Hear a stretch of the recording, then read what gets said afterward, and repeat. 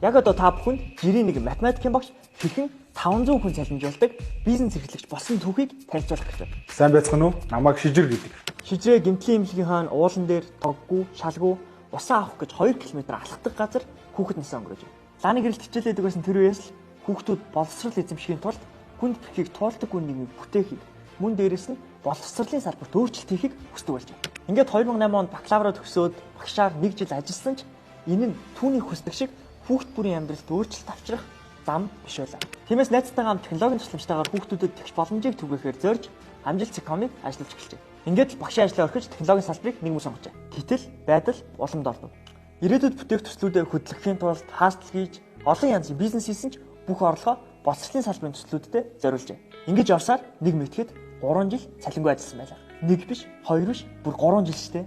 Гэсэн ч энэ нь бууж өгөх шалтгаан байсан.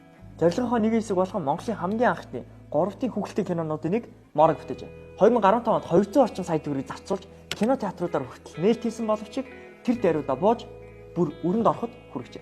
Гэхдээ Морогоор зогсохгүй 100 найзууд анимашныг бүтээсэн нь өнөөдөр YouTube дээр л гэхэд нийт 200 мянган дагагчтай олон улсын хүүхдүүдийн үзэж туртай контент болж байна. Зөвхөн амжилт гэхийн төсөл дээр Шижрийн үед бараг 7 удаа бүтлгүүдэж 8 удаа хөл дээрээ босчээ. Харин одоо 9 жилийн тууштай хөдөлмөрийн үр дүнд түүний хөгжүүлсэн платформыг 100 сургууль өөрсдийн дотоод хэрэгцээнд ашиглаж